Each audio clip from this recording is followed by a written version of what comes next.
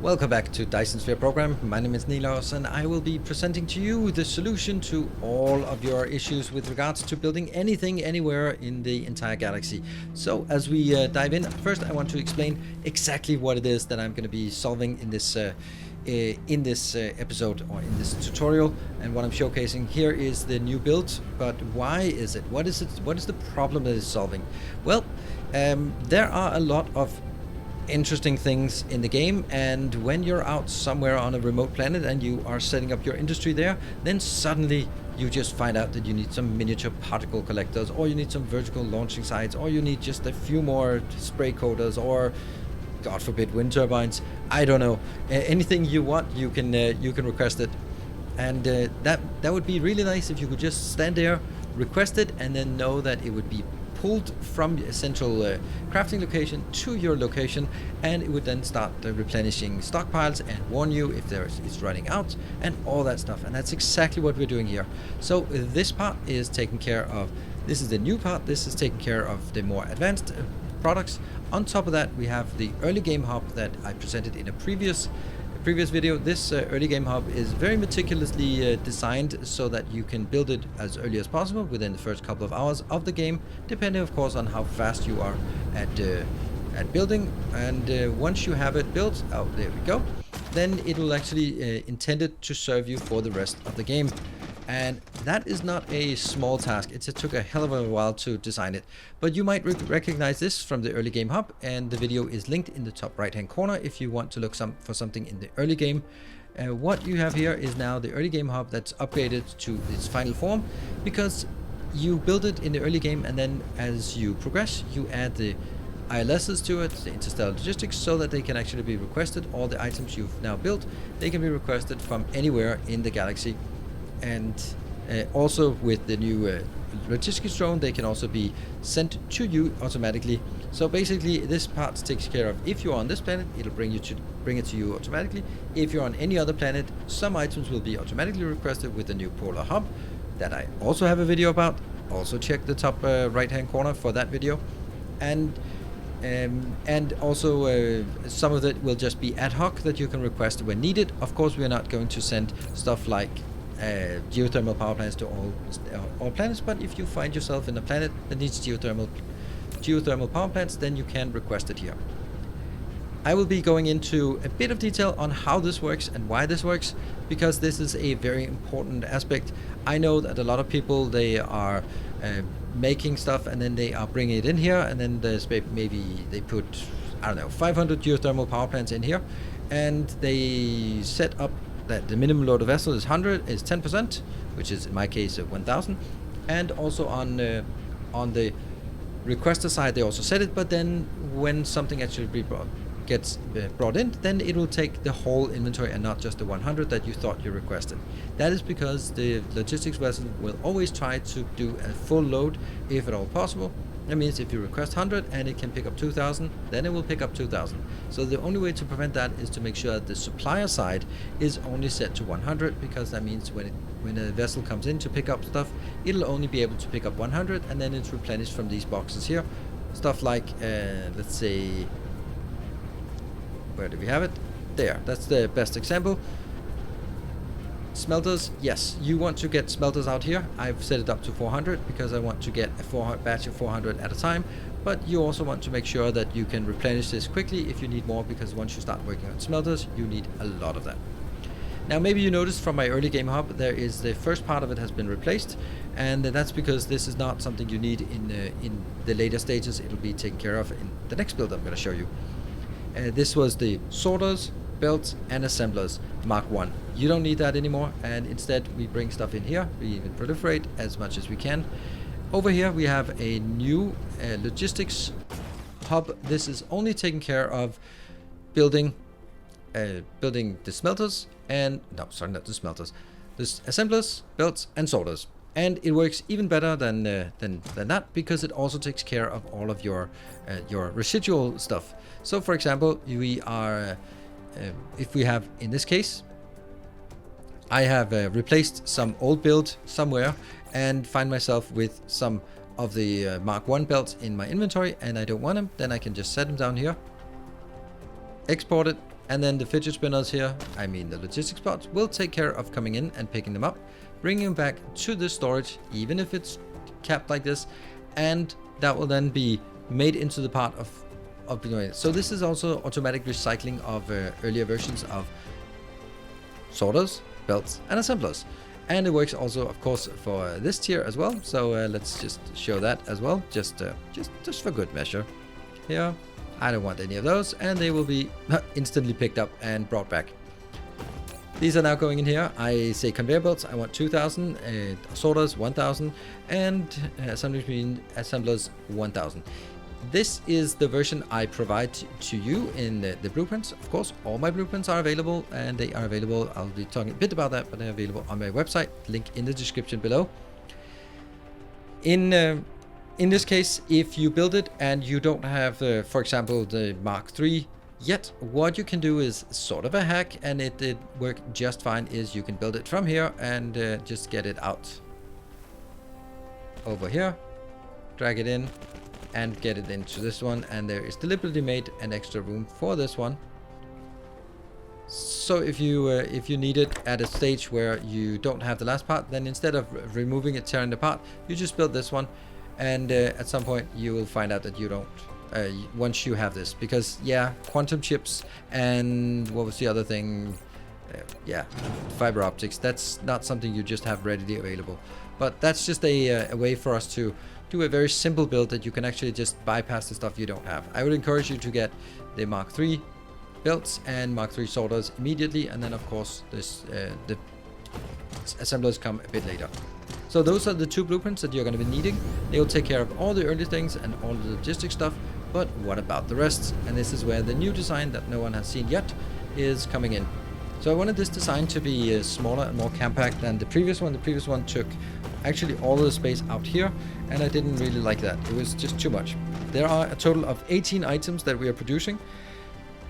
We're producing 19 items, but one of them is not going in. That's the reinforced thruster here. Reinforced thruster only goes into 2 items, the vessels and the orbital collectors. So I just built them in here, and there's no reason to get them in here. The way it works is that each of the planetary logistics stations out on the border will be requesting some things inbound, and where if you need it, then it will only be brought in at one place. So there's no more issue that I had with the previous one, where frame material was being requested by 7 different places, because, well, 6 different places, because 6 different things are needing it. Same with titanium, that's used by 9 different ones, and what's the other one that's used by 9 different ones? That is the processors, and supermagnetic ring is used by 8 different things. So what I'm doing now is I am taking, for example, the frame material we get in here. I have realized that there's no item that requires both frame material and steel.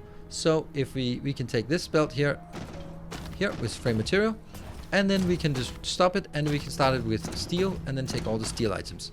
Likewise, there's no item that requires both processor and quantum chips, so we can take the processor on the outer belt, but at some point we will be replacing that with somewhere and somewhere. There we go. Now that ends the processor build, and then we get the quantum chips in for 4 items that require quantum chips. That is basically how I do it, and it works really well. It took a while to sort it all out, but now it's here. And that means that all of the things are being built. They will be built in Mark III assemblers, put into a box. This box will have a logistics distributor and logistics bots taking care of it, so that if I, for whatever reason, well, not for the reason, for a pretty good reason, I now want to get some artificial suns, they will be brought in to me immediately, very, very simply. What we then do as well is, after we fill up the local box, then we also bring it into the planetary interstellar logistics, where it will then be stacked, usually to a size of 100, and that 100 will be available to any planet out there that requests it, and it will just be sent out as 100 and no more than that. With all these red indicators, they look like a bad thing. It is actually not. These are warnings, and what they're doing is they are monitoring on a 60-second cycle. Have there been anything flowing on this belt? If not, then is the belt full? If it's full, then it's not a problem. But if there is nothing flowing on the belt and there is nothing on the belt, that means the belt is empty. Then it will throw a warning. I will just show you here. let's not do it with that one. Let's do it with this one. This is useless anyway. Here we go, and as I pick this up, there is a little bit of flow here. It just recognizes that a little bit of things flow through, and then after 1 minute, the reason why I set it to 1 minute, which is the maximum, is because sometimes with stuff like Planetary Logistics, the flow rate is pretty slow. As you can see over here, it's still chugging along and just working its way. There must be some planet out there that has requested a new batch of Planetary Logistics. So as long as anything goes by here on a 1 minute cycle every 1 minute, then I'm not throwing any warning, because it's just replenishing. It just takes a bit of time. And that's information that you can see up here from anywhere in the galaxy, and it's a really convenient, so you know if something has run out. It's very likely, for me at least, that stuff like graviton lenses could run out, or quantum chips, or annihilation constraint spheres. You know, sometimes something runs out for whatever reason, and then you will be suddenly not producing any important things like these artificial suns that you need.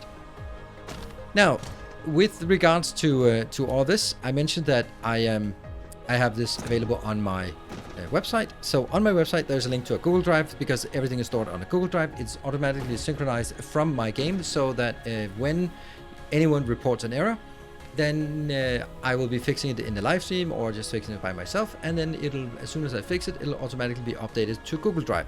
And I'm sure if you're really technical, you can, I know that someone has done it already, that they synchronize it from my Google Drive directly into their game folder. That means that anytime I update or fix an error, it goes directly into your blueprint library. I don't know how to do that, but you can do that, or you can set up a good old-fashioned RSS feed or something like that to just monitor if there's something new happening there. In any case, if you are finding a mistake on this blueprint, then please report it. I will be making sure that it stays up to date, and then I will make sure that it's being updated. So this is just something I feel that if we want to make something like this, we want to make sure that it works. And this is just hasn't really been stress tested yet. So I encourage you to stress test and report errors in the description below, in the comment section below, or during the live streams, and then I will take care of this.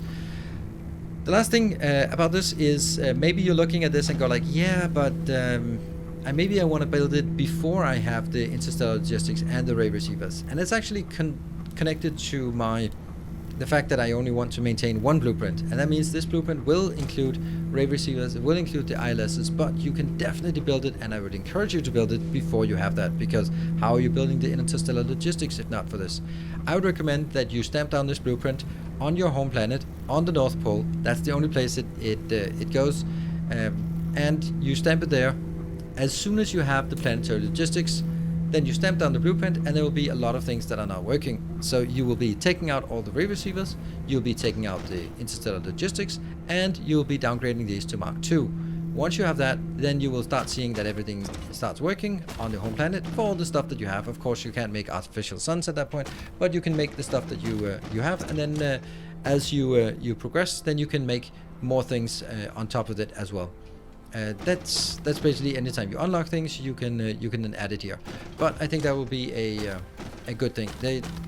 I was considering sort of having different versions of the blueprint, but if I did that, then that would mean that if hypothetically there is a mistake somewhere, I would have to sort of go through a lot of loading different games and fixing different versions of it, sort of an early game version and mid game and an add-on and that kind of thing, and I just that doesn't really make sense for me.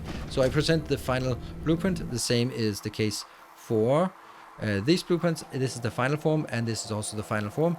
If you are not at the point research-wise when you have the final form, you can stamp it down, and then, for example, if you don't have the Mark IIIs, then you just downgrade them to Mark II as well. In any case, I think that with these three blueprints that are available, they will be in the one called New Make Everything Hub. At some point, I'll remove the new, but at this point, it is a new version of it.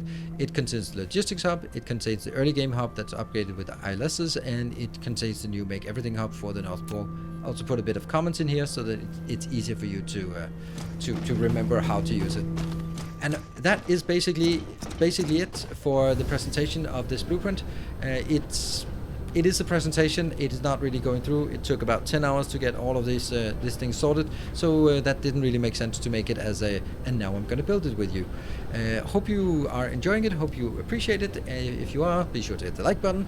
Subscribe to the channel if you want to see more excellent guides and tutorials and crisp designs. That is what I'm really focused on in Dyson Sphere Program, is just making the most useful designs you can imagine that is just super easily applicable to anyone, anywhere, and in your own game. So, thank you very much for watching. Until next time, take care, and as always, stay effective.